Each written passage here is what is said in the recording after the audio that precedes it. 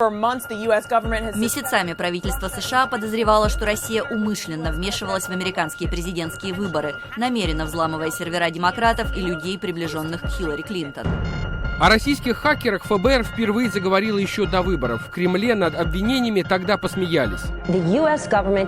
Правительство США считает, хакеры из России или откуда-то еще могут попытаться изменить результаты выборов. В Кремле назвали, цитирую, ерундой обвинения в адрес руководства России в хакерских атаках на американские серверы. Они сами себя атакуют. Нету доказательств того, что мы атаковали. И вот президент США выбран. Казалось бы, конец истории. Однако она внезапно получила продолжение.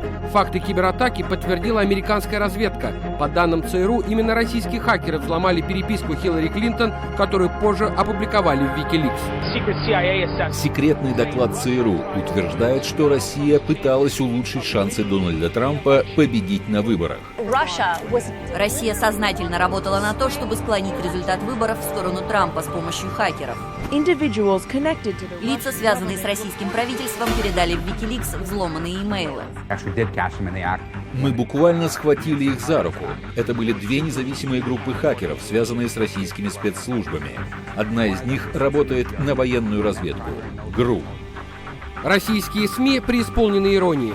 В США продолжается истерия вокруг всемогущих российских хакеров, которые якобы помогли Дональду Трампу одержать победу на президентских выборах. Американские СМИ вновь пестрят заголовками о руке Кремля. Ни имен, ни конкретных фактов.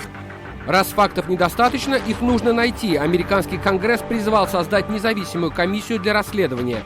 Требования поддержали не только демократы. Двое высокопоставленных республиканцев выступили за расследование. Разобраться потребовал и уходящий президент США Барак Обама. Он приказал расследовать возможное вмешательство хакеров не только в последние выборы, но и в предыдущие.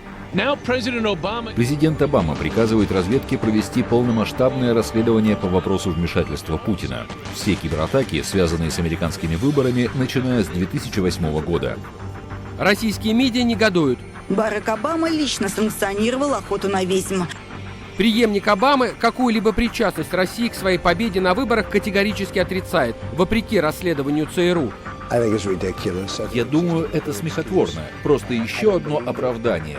Я этому не верю. Американские СМИ буквально схватились за голову, ведь Трамп не просто отрицает нечестную победу, он противостоит Конгрессу, в том числе и своим однопартийцам. Он обвиняет ЦРУ в непрофессионализме, то есть одновременно и не дает очистить систему выборов от подозрений и ссорится с крупнейшей спецслужбой страны.